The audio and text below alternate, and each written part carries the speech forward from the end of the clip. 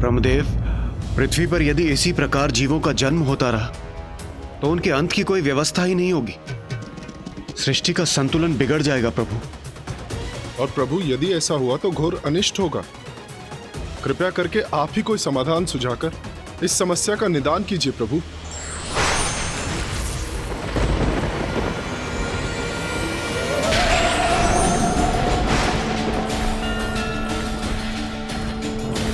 प्रणाम देवी भैरवी। प्रणाम देवी। मृत्यु मृत्यु मृत्यु।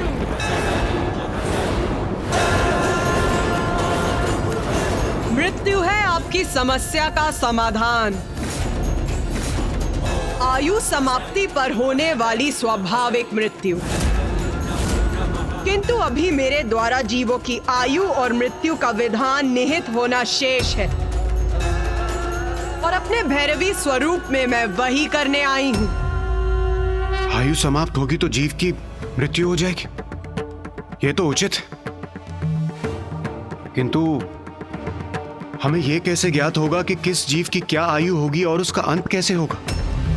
जीवों के जन्म के साथ जब उनके जीवन का आरंभ होगा, तब ब्रह्मदेव उनकी आयु भी निर्धारित करेंगे।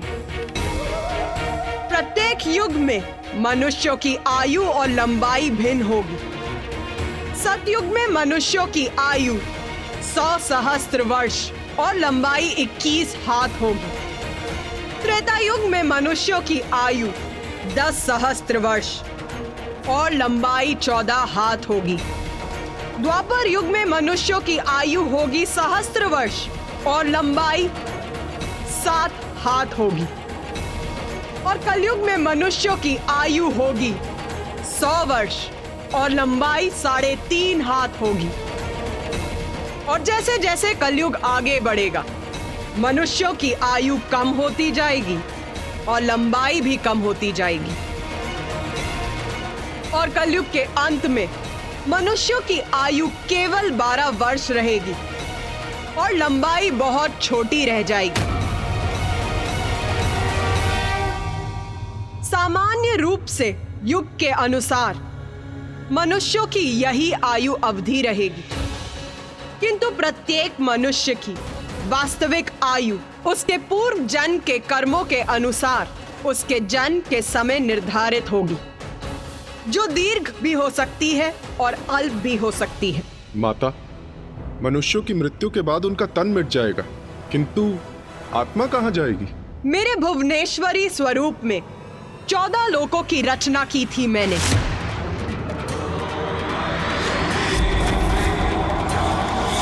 जिनमें आप सभी का निवास स्वर्गलोक भी है।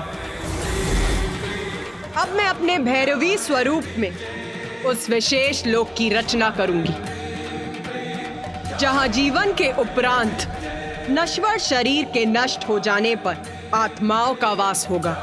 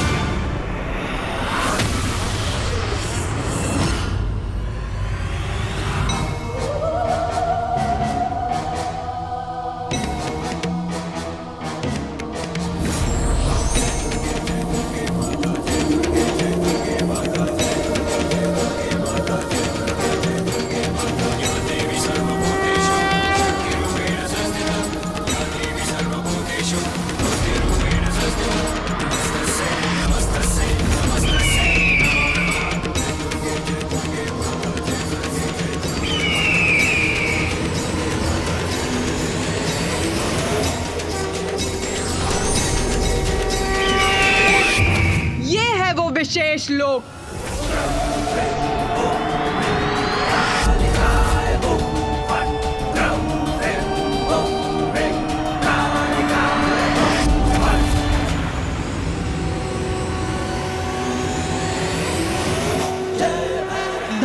नारायण और सदाचारी जीवों की आत्माओं को यहाँ स्वर्ग लोक के सुखों का अनुभव होगा, और जो दुराचारी और धर्म भ्रष्ट जीवों की आत्माएं होंगी, ये लोक उनके लिए नर्क के समान होगा।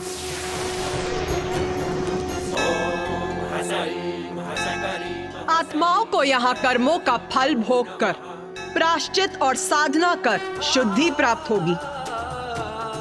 प्रत्येक मनुष्य को उसके कर्मों के अनुसार मेरे देवी भुवनेश्वरी द्वारा रचित भिन्न लोकों में जाना होगा। जो सत्कर्म कर यहाँ पहुंचेंगे, उन्हें यहाँ के बाद स्वर्ग में स्थान प्राप्त होगा, और दुष्कर्मियों की आत्माओं को निम्न लोकों में जाना होगा। किंतु जिन जीवों के लिए भक्ति ही सर्वोपरि रही, मेरी या किसी अन्य ईश्वर की, उन्हें मोक्ष की प्राप्ति होगी, और वो विष्णु लोक, ब्रह्मलोक अथवा कैलाश अर्थात दिव्य लोकों में स्थित होंगे। अद्भुत माता, जीवन और मृत्यु के चक्र को स्थापित करने हेतु प्रकृति के संतुलन को सुचारू रूप से बनाए रखने के लिए आपने अपने माता भैरवी स्वरूप में एक ऐसे लोक का निर्माण किया जहां मृत्यु के उपरांत आत्माओं का निवास हो।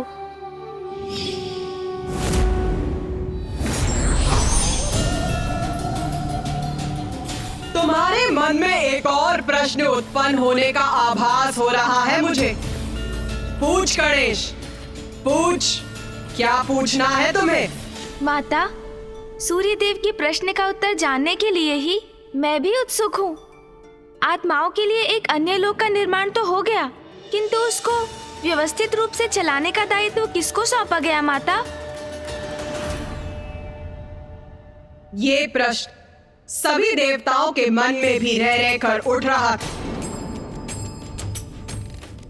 देवी भैरवी संसार में प्रकट हुई, किंतु इससे मृत्यु की व्यवस्था पूर्ण नहीं हुई थी। उसके लिए एक काल देवता की आवश्यकता थी, जो हमारा प्रतिनिधित्व कर इस कार्य का दायित्व संभाले। उनकी सहायता के लिए काल के दूत की आवश्यकता थी,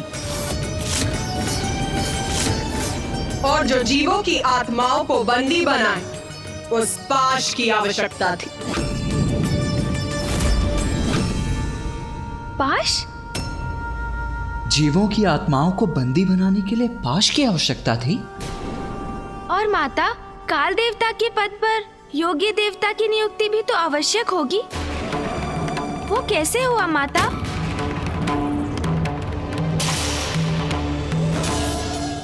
प्रश्न पूछ रहे हो तो उसका उत्तर पाने का धैर्य भी रखो। हमें क्षमा कीजिए माता। सर्वप्रथम ये प्रश्न सूर्यदेव के मन में भी उत्पन्न हुआ था, किंतु उन्हें कहा गया था कि इस प्रश्न का उत्तर उनसे ही जुड़ा हुआ था। उत्तर सूर्यदेव से जुड़ा था, अर्थात माता देवी भैरवी संसार में प्रकट हुई, किंतु उससे मृत्यु की व्यवस्था पूर्ण नहीं हुई थी। उसके लिए एक काल देवता की आवश्यकता थी। काल देवता के पद पर योग्य देवता की नियुक्ति भी तो आवश्यक होगी। वो कैसे हुआ माता? सर्वप्रथम ये प्रश्न सूर्यदेव के मन में भी उत्पन्न हुआ था। सूर्यदेव का विवाह देव शिल्पी विश्वकर्मा की पुत्री देवी संज्ञा से हुआ था। जब मैंने आदित्य सूर्य का सृजन किया था, तब उनके तेज का उत्पन्न होना आरंभ ही हुआ था। तब उनकी एक पुत्री यमी और एक पुत्र यम, 2 संतानें हुई थी। कुछ समय के लिए तो सब कुछ कुशल था, किंतु समय के साथ सूर्य का तेज बढ़ता गया।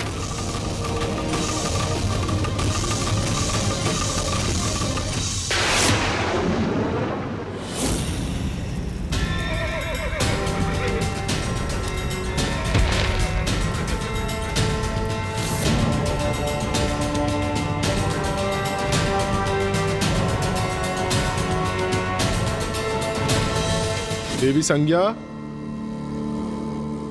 देवी संज्ञा कहाँ हैं आप? अरे आइए देवी संज्ञा। संज्ञा, अब तो पकड़ी जाओगी। संभवतः आंगन में होंगी।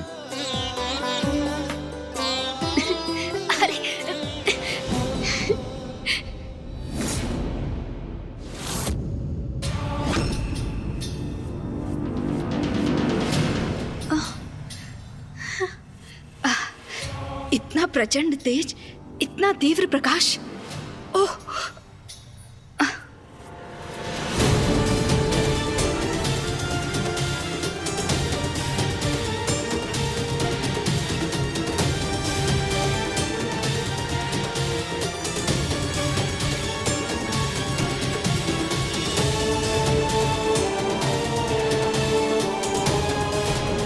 सूर्यदेव का तेज असहनीय हो रहा है हमारे लिए।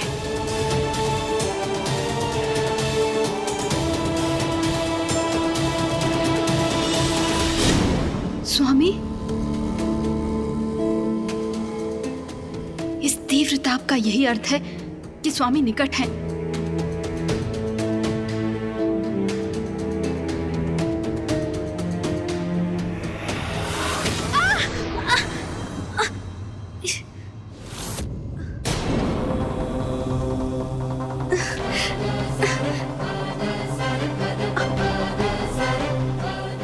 स्वामी, मैं वो। देवी संज्ञा, क्या मुझे इतना भी अधिकार नहीं कि मैं अपनी पत्नी का स्पर्श कर सकूं? स्वामी, ऐसी कोई बात नहीं है, मैं तो बस।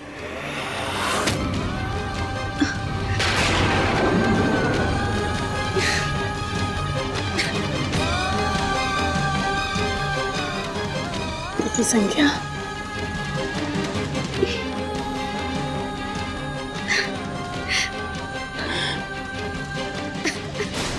देवी संज्ञा, धैर्य रखिए, सब ठीक हो जाएगा।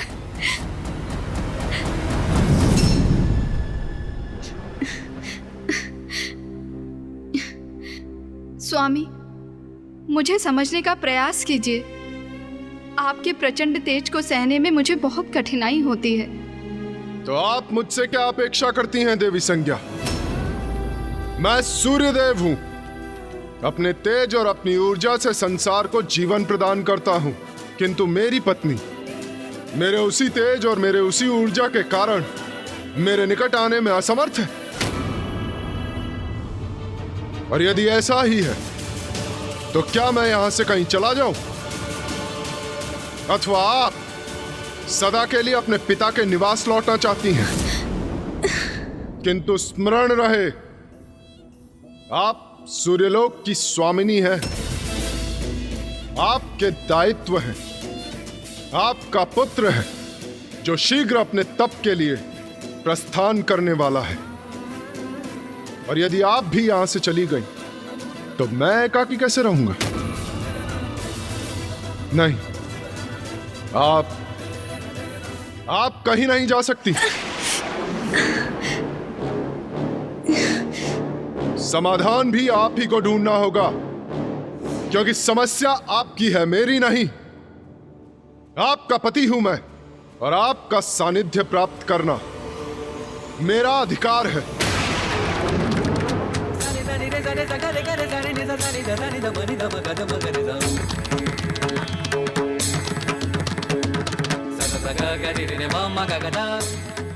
माँ,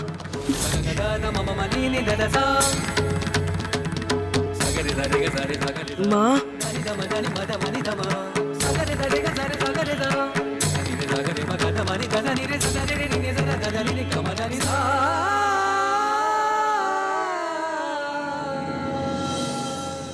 माँ, मैं आपको इस प्रकार दुखी होते हुए नहीं देख सकता, और आपको इस अवस्था में देख के तो मैं तपस्या के लिए कदापि नहीं जा सकता। माँ, पुत्र, तपस्या के लिए तुम्हारा जाना अत्यंत महत्वपूर्ण है। तुम धर्मपरायण हो और तप तुम्हारा धर्म है, इसलिए तुम्हारा तप के लिए जाना उचित है। तुम मेरी चिंता त्याग दो और तुम तपस्या के लिए अवश्य जाओ। मैं यहाँ कुशल रहूंगी। उचित है माँ। प्रणाम माँ, मैं आपका आदेश नहीं टाल सकता, इसीलिए अवश्य जाऊंगा मैं, किंतु अपना तप संपन्न कर शीघ्र ही लौटूंगा।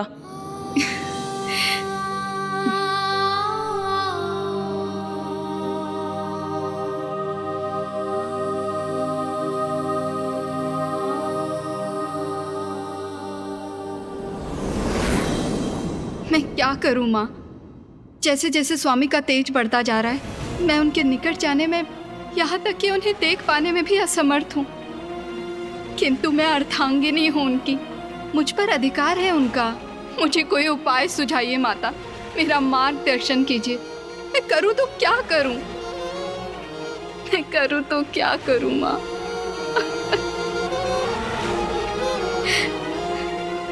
और आपको इस अवस्था में देख के तो मैं तपस्या के लिए कदापि नहीं जा सकता माँ। तुम धर्म परायण हो और तब तुम्हारा धर्म है। तपस्या, घोर तप करूंगी मैं, और मेरा तप मुझे मेरे स्वामी के तेज को सहने की शक्ति देगा। हाँ माँ, मैं तप करूंगी। किंतु स्मरण रहे, आपका पुत्र है जो शीघ्र अपने तप के लिए प्रस्थान करने वाला है, और यदि आप भी यहां से चली गई तो मैं एकाकी कैसे रहूंगा? किंतु मैं अपने तप के लिए यहाँ से कैसे जाऊं? स्वामी मुझे कभी कहीं जाने की अनुमति नहीं देंगे, और उनके निकट रहते हुए मैं अपना तप भी नहीं कर पाऊंगी। क्या करूं मैं करूं तो क्या करूं?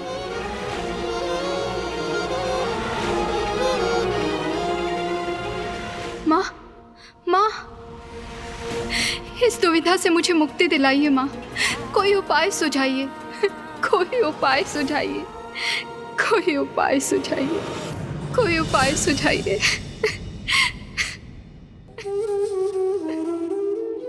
कोई उपाय सुझाइए माँ, कोई उपाय सुझाइए।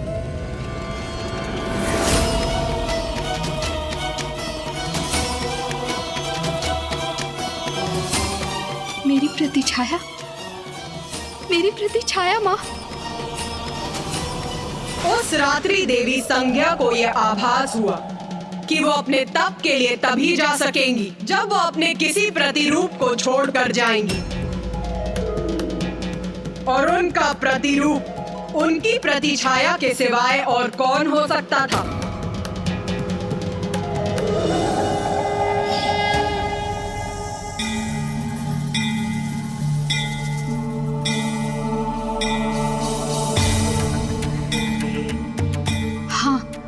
यही उचित है, माँ का भी यही संकेत है। यही करूंगी मैं, अपनी इस छाया को यहाँ स्थित करूंगी।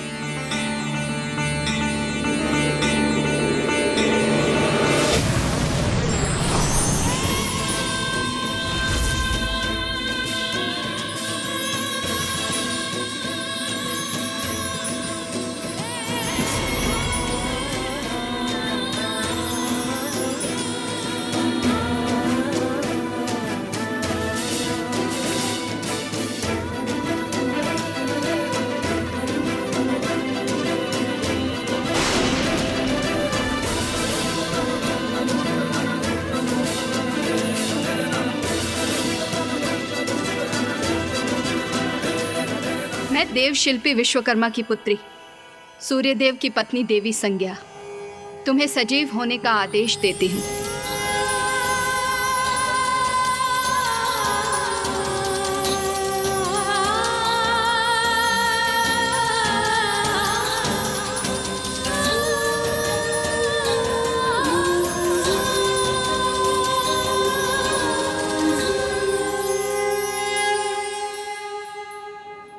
तुम छाया हो, मेरी प्रतिछाया।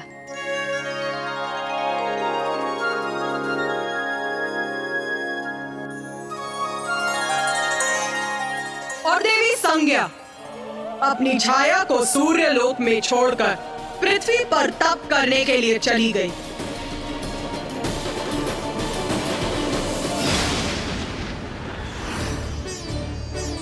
स्वामी,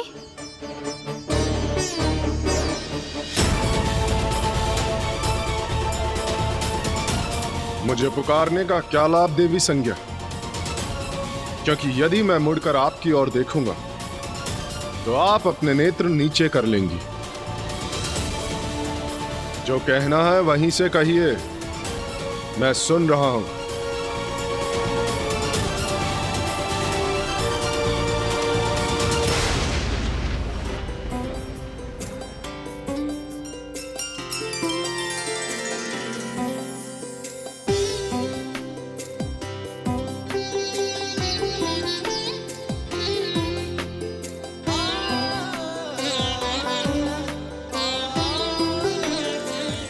स्वामी, आपको पूजा का प्रसाद दिए बिना मैं आपको कैसे जाने देती? देवी संज्ञा, क्या क्या ये सत्य है? क्या मेरा तेज आपको प्रभावित नहीं कर रहा? ये कैसे संभव किया आपने? बस स्वामी, अब और प्रश्न नहीं। आप निश्चिंत होकर अपनी यात्रा पर जाइए, क्योंकि अब सब कुछ कुशल है। उचित है देवी।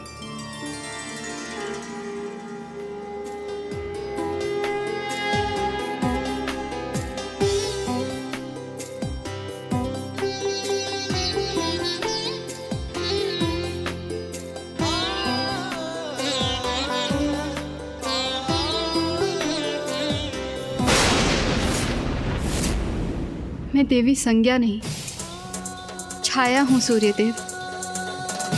मैं आपकी पत्नी नहीं, मात्र उनकी प्रति छाया हूं। मैंने देवी संज्ञा को वचन दिया है कि मैं आपकी देखभाल करूंगी और किसी को भी ये ज्ञात नहीं होने दूंगी कि वो सहज आपका सानिध्य प्राप्त करने के लिए यहाँ से बहुत दूर तपस्या करने गई हैं। सूर्यदेव, जब माता संज्ञा तपस्या करने सूर्यलोक से चली गईं, तो क्या आपको कभी उनकी अनुपस्थिति का आभास नहीं हुआ? क्या ऐसा कभी प्रतीत नहीं हुआ कि छाया माँ संज्ञा माँ तो है ही नहीं? प्रथम पूज्य गणेश जी, देवी छाया देवी संज्ञा की प्रतिरूप थी। सभी प्रकार से वो उनके समान थी और मैं भी अपनी पत्नी का साथ पुनः पाकर अत्यंत प्रसन्न था। और जब भी मैंने उनके भीतर आए हुए परिवर्तन का रहस्य जानने का प्रयास किया तो सदा उन्होंने उस प्रश्न को टाल दिया। तब तनिक शंका अवश्य होती थी मुझे। तो क्या आप कभी सत्य ज्ञात कर सके सूर्यदेव? हाँ गणेश जी। ये सत्य कैसे जाना आपने सूर्यदेव, बताइए ना। गणेश, तुम पुनः वो प्रश्न पूछ रहे हो जिसका उत्तर देने का समय अभी नहीं आया है। क्षमा कीजिए माता, मैं तो बस उत्सुकतावश पूछ रहा था। धैर्य गणेश, धैर्य। तुम्हारी उत्सुकता अवश्य शांत होगी। तो सुनो, सूर्यदेव के पूर्व किसी अन्य को यह ज्ञात हो गया था कि देवी छाया उनकी पत्नी देवी संज्ञा नहीं है। अब तुम्हारे मन में उत्पन्न होने वाले प्रश्न का उत्तर देने के लिए मैं एक प्रश्न पूछती हूँ तुमसे। उचित है माता। उस समय का विचार करो गणेश, जब देवी पार्वती में परिवर्तन आने प्रारंभ हुए थे तो सर्वप्रथम उसका आभास किसे हुआ था? महादेव को, कुमार कार्तिकेय को, या तुम्हें?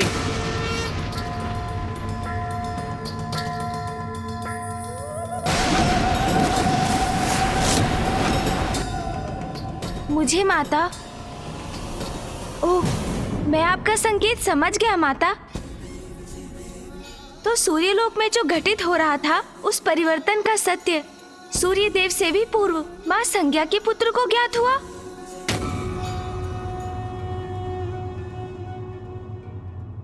देवी छाया यम से अपना सत्य नहीं छिपा सकी, क्योंकि मां के आंचल की ममता, मां की ममता भरी दृष्टि और उनमें आया हुआ परिवर्तन संतान के नेत्रों से छिपाया नहीं जा सकता।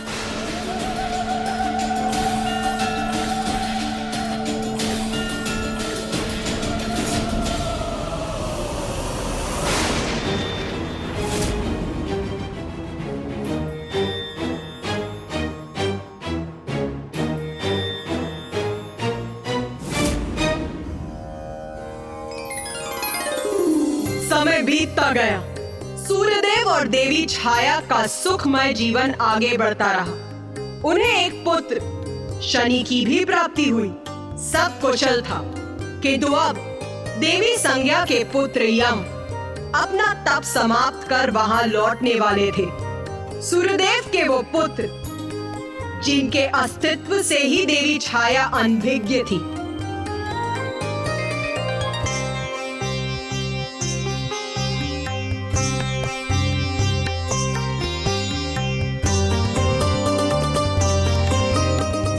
माँ कितनी आनंदित है, अर्थात यहाँ सब कुशल है। मैं माँ को चकित कर दूंगा।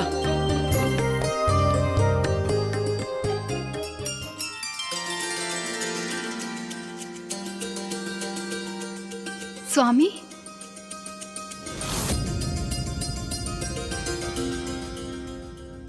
यहाँ तो कोई भी नहीं है। प्रणाम माँ। ये कौन है? यहाँ कैसे आया? क्यों आया? कौन हो तुम? और मुझे स्पर्श करने का साहस तुमने कैसे किया? माँ ने मुझे पहचाना नहीं और माँ भयभीत भी है मुझसे। स्वामी, ये जो भी है, किंतु मेरी माँ कदापि नहीं है।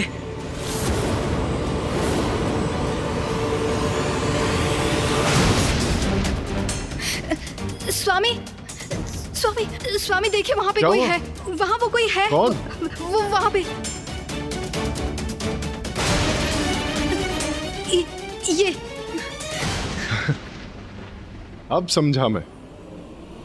अचानक अपने पुत्र को देखकर आप फूले नहीं समा रही पुत्र? और अपनी प्रसन्नता व्यक्त करने के लिए शब्द नहीं है आपके पास, है ना?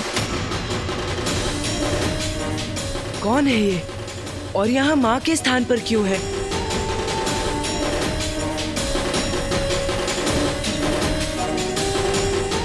देवी संज्ञा, अब यहाँ स्तब्ध ही खड़ी रहेंगी? इतने समय बाद लौटा है आपका पुत्र। क्या उसके लिए उत्तम भोजन का प्रबंध नहीं करेंगी? जी स्वामी, उचित है।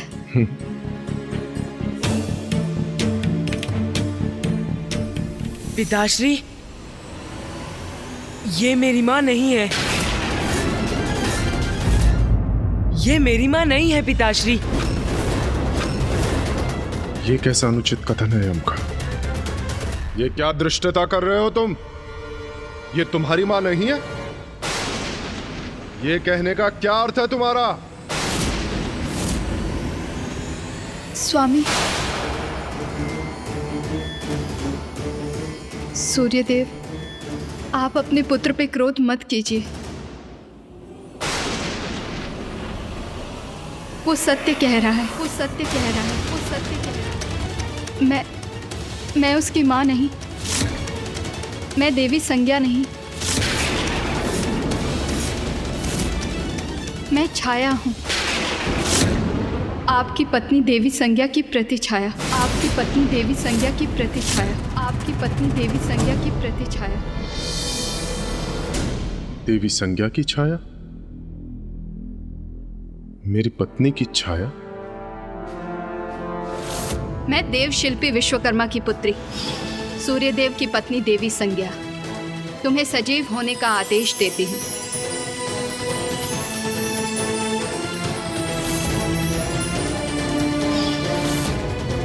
तो अंततः इस प्रकार सूर्यदेव को सत्य ज्ञात हो ही गया। हाँ, देवी छाया ने अपना सत्य विस्तार से सूर्यदेव को बताया और उन्हें आभास हो गया कि अपने अत्यधिक तेज के कारण वो अपनी पत्नी देवी संज्ञा का सानिध्य प्राप्त नहीं कर सकते। इसीलिए इस समस्या का निदान पाने के लिए वो अपनी पत्नी देवी संज्ञा के पिता देव शिल्पी विश्वकर्मा के पास गए।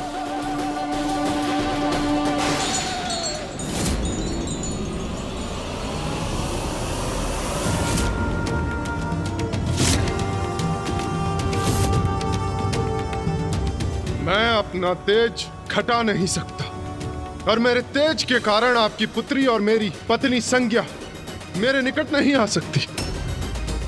इसीलिए वो छाया को मेरे पास छोड़कर मुझसे दूर चली गई है तप करने। अब आप ही इस समस्या का कोई निदान सुझाइए ससुर श्री। बताइए मुझे कि मैं क्या करूं? मैं क्या करूं?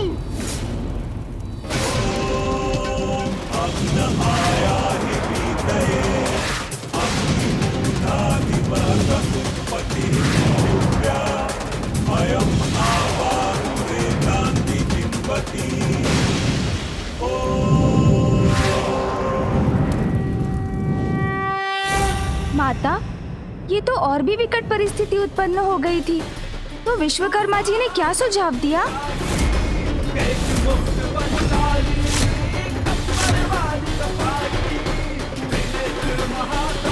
मैं अपना तेज घटा नहीं सकता। अब आप ही इस समस्या का कोई निदान सुझाइए ससुर श्री। बताइए मुझे कि मैं क्या करूं?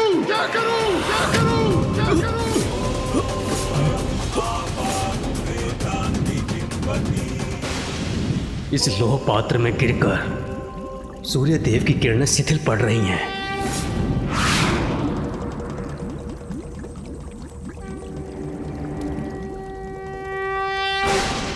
कदाचित मुझे इस समस्या का समाधान प्राप्त हो गया।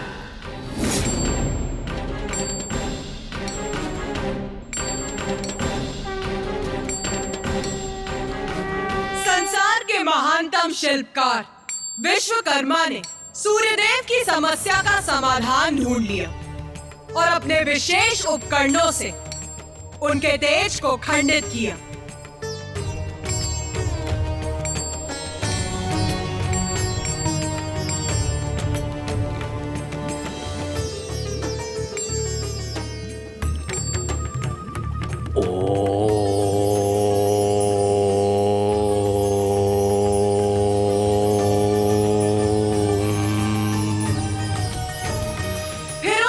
किरणों से सभी देवताओं के लिए अस्त्र शस्त्र का निर्माण किया।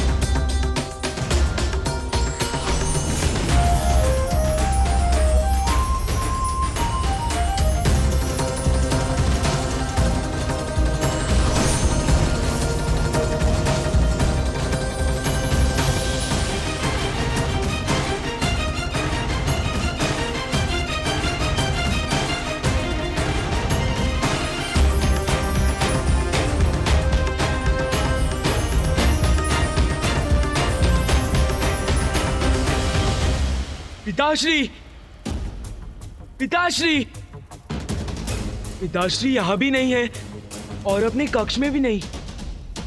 क्या वो नाना जी के स्थान से अब तक लौटे नहीं?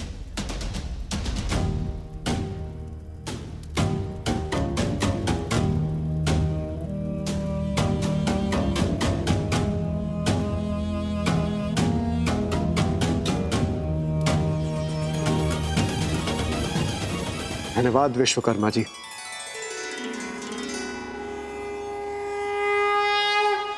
एक और तो सभी देवताओं को उनके नवीन शस्त्र प्राप्त हो गए, तो वहीं दूसरी ओर अभी भी कुछ किरणें शेष थी, जो कदाचित विश्वकर्मा को आदेश दे रही थी कि उन्हें उन शेष किरणों का उपयोग कर एक और शस्त्र का निर्माण करना चाहिए।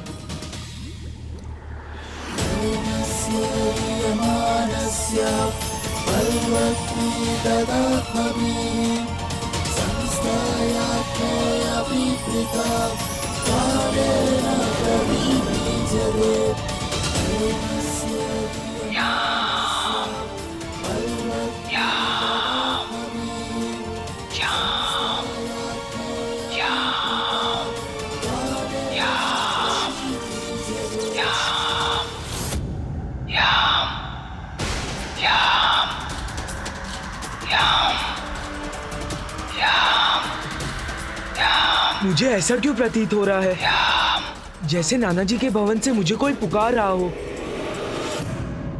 ये किस प्रकार के शस्त्र का निर्माण किया था देव शिल्पी विश्वकर्मा जी ने माता? वो साधारण अस्त्र नहीं, मृत्यु पाश था। मृत्यु पाश था। मृत्यु पाश था। ऐसा पाश जो जिसका भी स्पर्श करे उसकी तत्काल मृत्यु हो जाए। फिर क्या हुआ माता? मुझे स्मरण है उस पाश पर तो यमराज का अधिकार है, तो उन्हें वो पाश कैसे प्राप्त हुआ माता? इस बार किसी देवता ने नहीं, स्वयं मृत्यु पाश ने अपने स्वामी को चुना।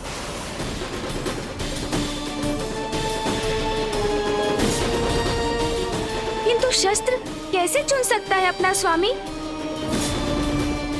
माता, क्या हुआ कार्तिकेय? क्या तुम्हारी समझ अपने अनुज से भिन्न है? हाँ माता। उचित है, तो फिर तुम ही समझाओ। अनुज गणेश, तुम तो सर्वज्ञाता हो, बुद्धि के देवता हो, किंतु फिर भी यदि तुम मेरे मुख से शस्त्र की महिमा समझना चाहते हो तो सुनो। शस्त्र और योद्धा एक दूसरे के पूरक हैं। ये कोई संयोग नहीं है कि पिताश्री, मामा जी, फूफा जी, समस्त देव, मैं और तुम्हारा भी अपना एक विशेष शस्त्र है। प्रत्येक शस्त्र का स्वामी पूर्व से ही नियत होता है, और फिर जो कुछ भी घटित हो रहा था वो तो मां की लीला का ही परिणाम था। सर्वथा उचित कहा तुमने कार्तिकेय। माता, इंद्रदेव, सूर्यदेव, वायुदेव, वरुण देव, अग्निदेव, यहाँ तक कि पिताश्री, मामा जी, फूफा जी अर्थात त्रिदेव भी तो वहाँ एकत्रित थे ना? तो बताइए ना, उस पाश ने उन सभी योग्यता संपन्न देवों में से यमदेव को ही अपना स्वामी कैसे चुना माता? तुम्हारी ये जिज्ञासा भी अवश्य शांत करूंगी मैं गणेश।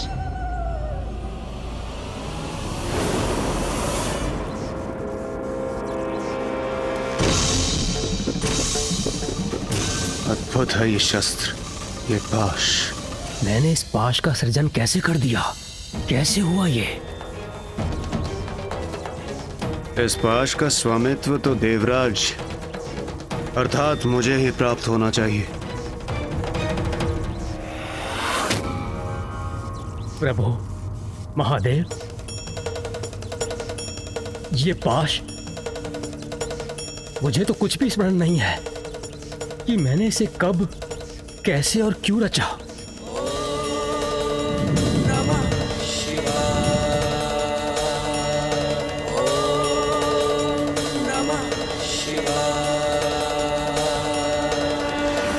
देव शिल्पी विश्वकर्मा, आपके जिन हाथों से समूची सृष्टि की रचना हुई है, वो जो भी रचेंगे उसका अवश्य कोई बड़ा महत्व होगा। किंतु प्रभु, आप त्रिदेवों के साथ इंद्रदेव और सभी देवों के शस्त्रों का मैं पूर्व ही निर्माण कर चुका हूं। फिर इस पाश रूपी शस्त्र का क्या रहस्य है?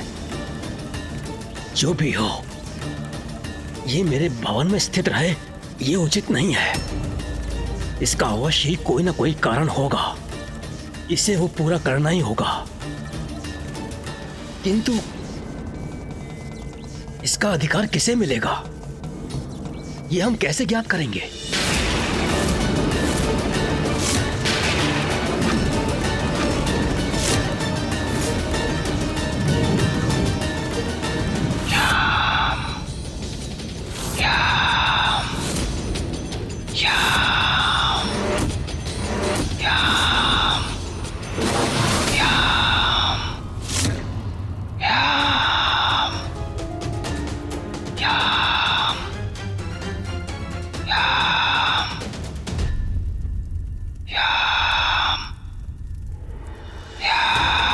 नाना जी के भवन से ये कौन मेरा आवाहन कर रहा है रह रहकर?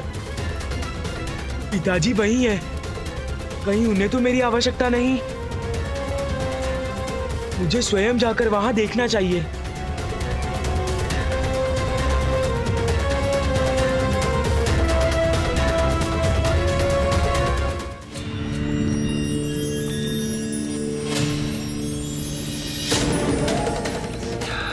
मैंने इस पाश का सृजन कैसे कर दिया? कैसे हुआ ये? मुझे ऐसा क्यों प्रतीत हो रहा है जैसे नाना जी के भवन से मुझे कोई पुकार रहा हो।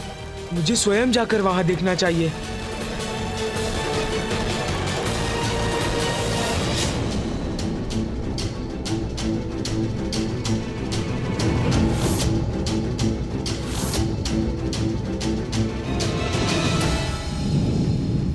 अनायास देव शिल्पी विश्वकर्मा जी ने इसका सृजन किया। उस शस्त्र का, इस शक्तिशाली पाश का उचित अधिकारी तो मैं देवराज ही हो सकता हूं। महादेव, मैं आपसे विनती करता हूं कि आप इस पाश के लिए उचित अधिकारी घोषित कीजिए, जो इसे स्वीकार करे और इसके उचित स्थान पर ले जाए। यदि महादेव ने इसे स्वीकार कर लिया तो मैं इस पाश से वंचित रह जाऊंगा, किंतु इसका प्रथम अधिकार तो कदाचित उन्हीं का है। देव शिल्पी विश्वकर्मा जो आत्माओं के लोक का दायित्व संभालेगा, वही इस पाश का अधिकारी होगा।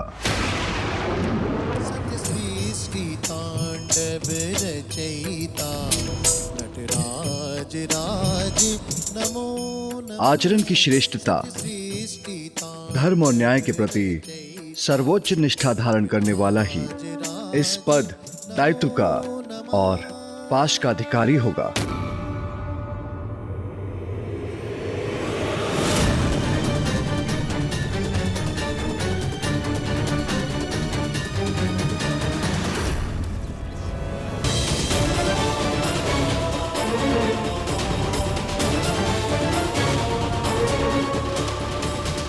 देवगण, मुझे ज्ञात है आप सभी इस पाश को पाने के लिए लालायित हो रहे हैं, तो संकोच मत कीजिए। आप इसे पाने का प्रयास करने के लिए स्वतंत्र हैं। उचित है। महादेव, नारायण और ब्रह्मदेव को इस पाश की कोई आवश्यकता नहीं, और उनके बाद तो वरिष्ठ मैं ही हूं। मैं ही इस पाश के योग्य हूं। देवराजेंद्र, मन की इच्छा को भीतर मत रखिए। अब तो महादेव की भी अनुमति है। यदि आप इस पाश को प्राप्त करना चाहते हैं तो आगे बढ़िए, प्रयास कीजिए। जो आज्ञा नारायण।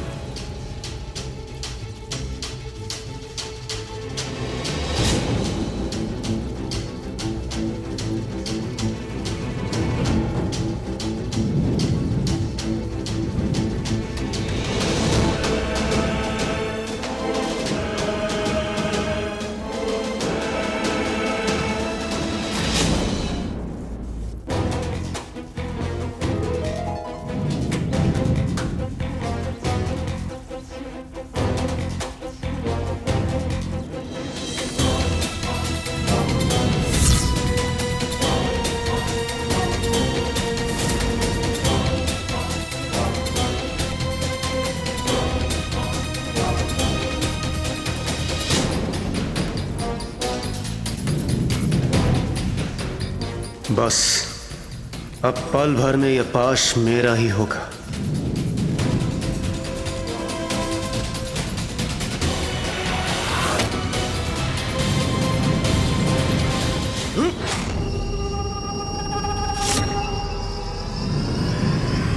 अरे, इस पाश ने तो मुझे जकड़कर अपने वश में कर लिया।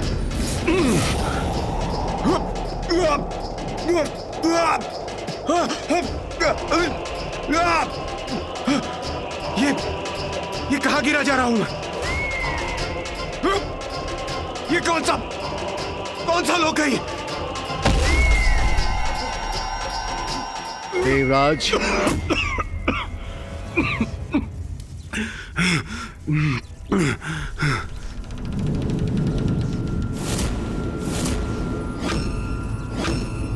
क्या हुआ देवराज? आप कुशल तो है ना?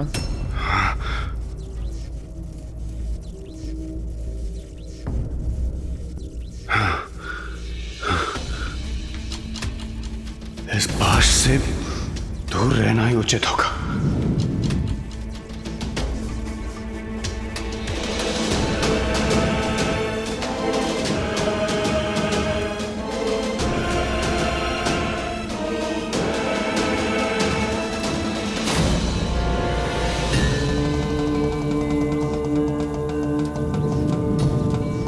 कैसे अद्भुत और शक्तिशाली अस्त्र का निर्माण हुआ है मुझसे, जिसे देवराज इंद्र भी नहीं संभाल पाए।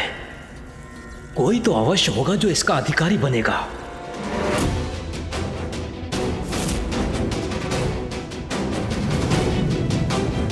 त्रिदेव कोई स्पष्ट संकेत क्यों नहीं दे रहे हैं? अरे देवराज इंद्र, एक क्षण पूर्व अभी आप उस पाश को उठाने गए थे और अचानक से पीछे हट गए।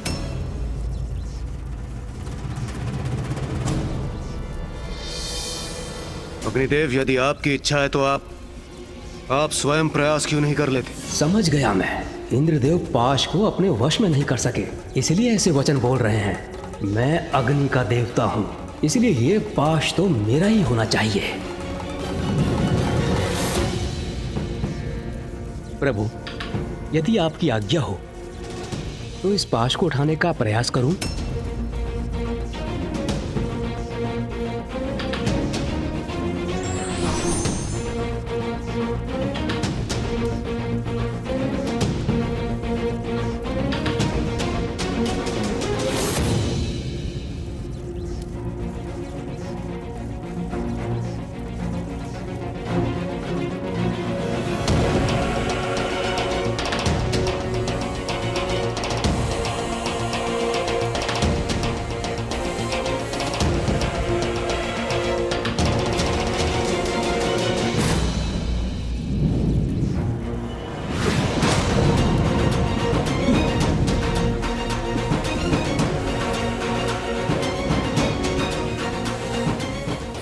मेरे हाथ इन अंधकारी छिद्रों में कैसे फंस गए मेरे हाथ? सहायता कीजिए, कोई मेरी सहायता कीजिए।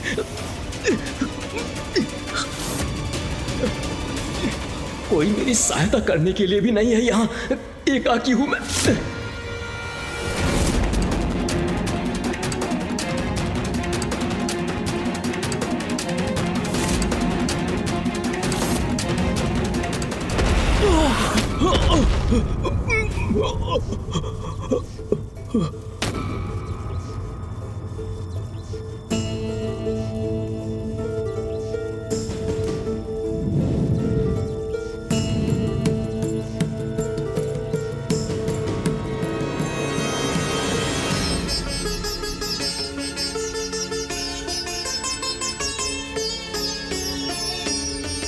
इंद्रदेव, अग्निदेव,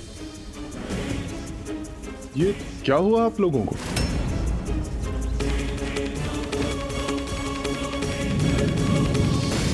ये तो स्पष्ट है कि देवराज इंद्र और अग्निदेव दोनों इस पाश के उत्तराधिकारी नहीं हैं। किंतु क्या अब शेष देवताओं में कोई इसे प्राप्त करने का प्रयास करना चाहेंगे?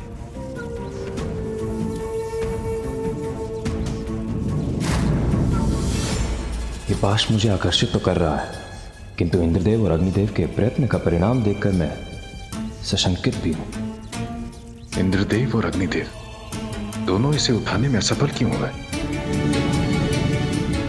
किंतु यह आवश्यक नहीं कि जो पाश इंद्रदेव और अग्निदेव नहीं प्राप्त कर सके वो मैं भी ना उठा सकूं। इस पाश को पाकर अपनी प्रतिष्ठा बढ़ाने के इस स्वर्ण अवसर को गंवाना उचित नहीं।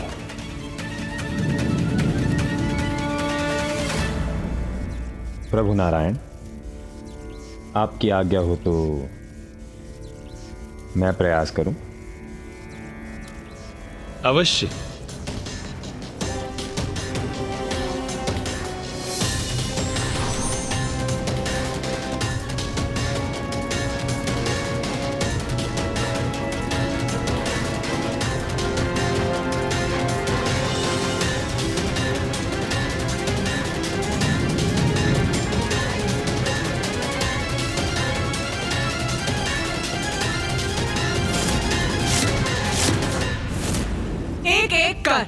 सभी देवताओं ने उस पाश को अपने वश में करने का प्रयास किया और असफल हुए। अंततः एकमात्र सूर्यदेव ही शेष रहे। ये पाश जिसका निर्माण मेरी किरणों के तेज से हुआ है, उसने सभी अन्य देवताओं को अस्वीकार कर दिया। त्रिदेव तो पूर्व में ही स्पष्ट कर चुके हैं कि ये पाश उनके लिए नहीं, तो क्या मैं इसका अधिकारी हूं?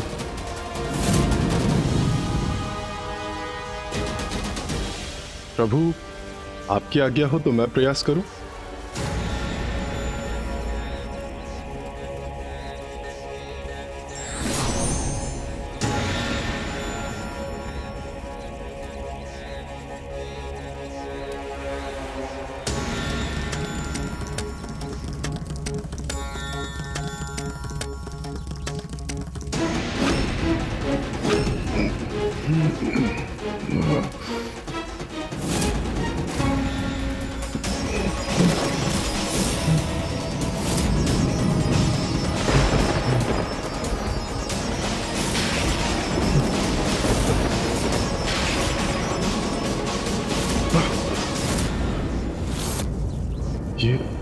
ये कैसा विचित्र दृश्य दिखाई दिया मुझे।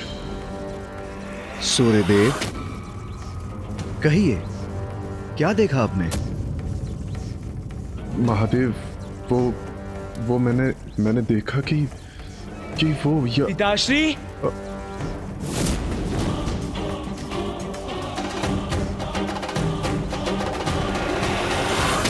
यम, पुत्र यम, तुम यहां?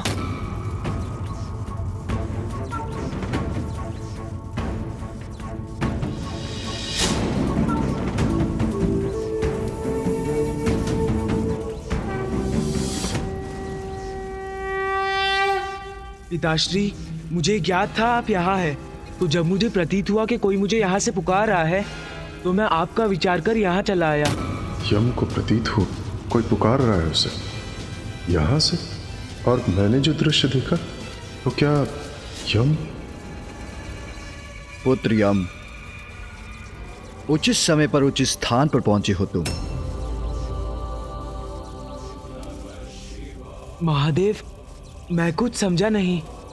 शीघ्र सब समझ जाओगे पुत्र, किंतु सर्वप्रथम जाओ उस पाश को उठाओ।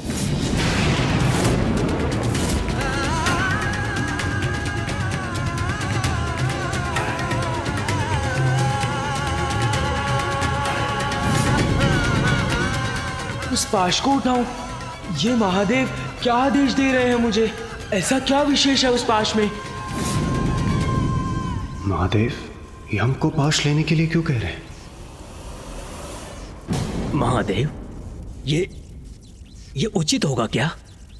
मेरा अर्थ है, यम तो एक मात्र नवयुवक है। इस पाश को इतने सबल, इतने शक्तिशाली देव नहीं उठा पाए, तो क्या यम? चिंता मत कीजिए देव शिल्पी विश्वकर्मा जी, यम को प्रयास तो करने दीजिए। जाओ यम, उस पाश को प्राप्त करो। जो आज्ञा प्रभु। महादेव, नारायण, ब्रह्मदेव।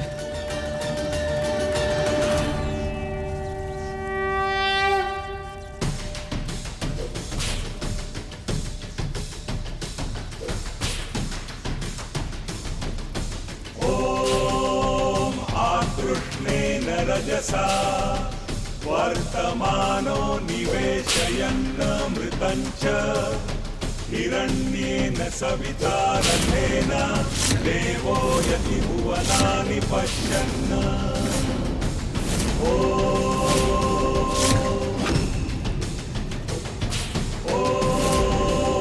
अग्निमूर्धादिवः उत्पत्तिः पृथिव्या अयम् आपादुरेतान्ति।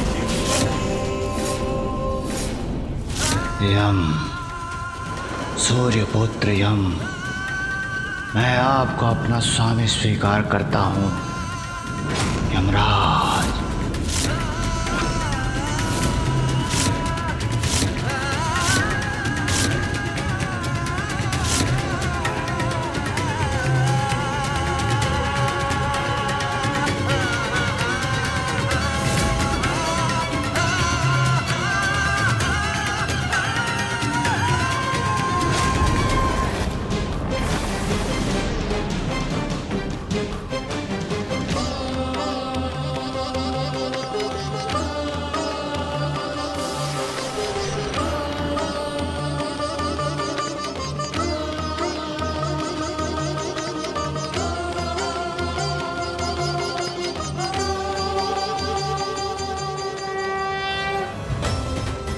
आश्चर्य है, पाश ने यम का स्पर्श स्वीकार कर लिया, अर्थात यम ही इसका अधिकारी है।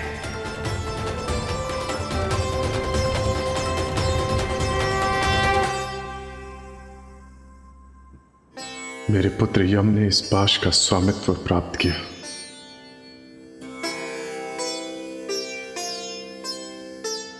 तुम तो केवल एक साधारण बालक हो यम। फिर ऐसा क्या है तुम में जो इस पाश ने मुझ देवराज इंद्र को छोड़कर तुम्हें अपना स्वामी स्वीकार कर लिया?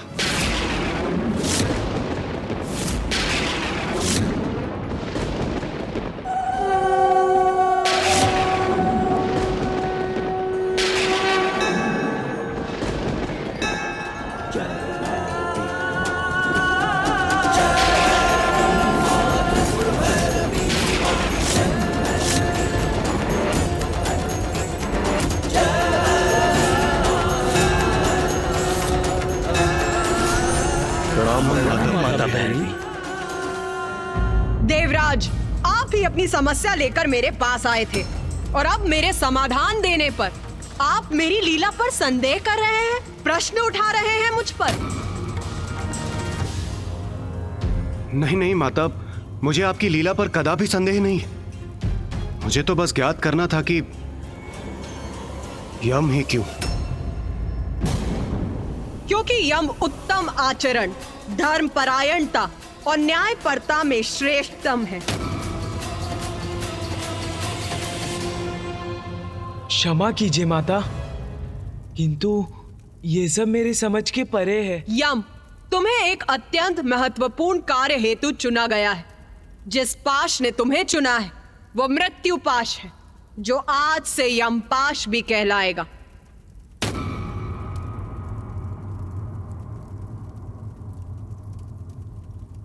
ये तो आपका सौभाग्य है देवगण कि आप सभी सुरक्षित हैं।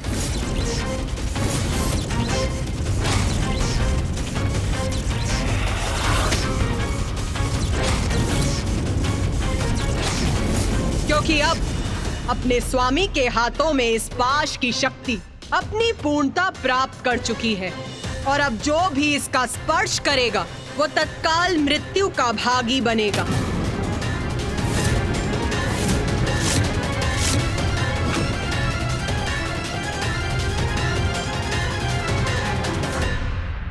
यम, मैं तुम्हें मृत्यु का देवता और मृत्यु के उपरांत आत्माएं जिस लोक में निवास करेंगी उसका अधिपति बनाती हूँ। आज से वो लोक यमलोक के नाम से भी जाना जाएगा।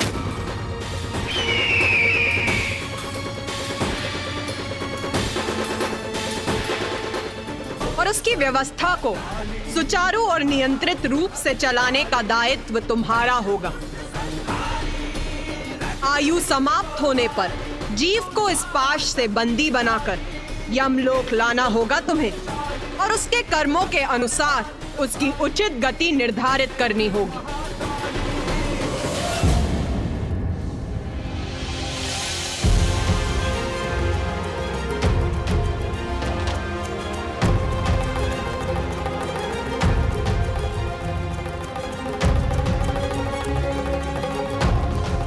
जो आज्ञा माता।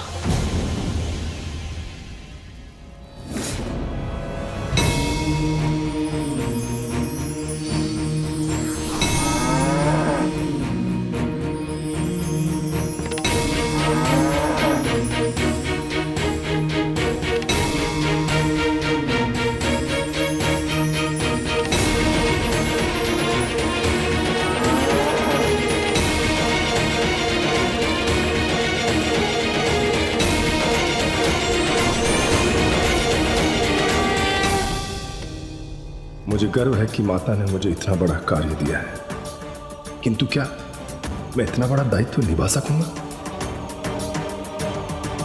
इस दायित्व को निभाने में चित्रगुप्त और यमदूत तुम्हारे सहायक बनेंगे।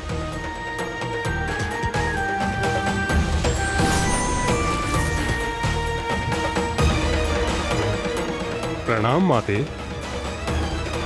प्रणाम त्रिदेव, प्रणाम महाराज यमदेव। चित्रगुप्त सभी लोकों पर जीवों के कर्मों का विस्तृत लेखा जोखा रखेंगे। विचार, शब्द और क्रिया से जीव जो भी कर्म करेंगे, चित्रगुप्त उन्हें सूचीबद्ध करेंगे। और जब मृत्यु होगी, यमराज अपने दूतों की सहायता से उन आत्माओं को उनके कर्मों के अनुसार उचित फल देंगे।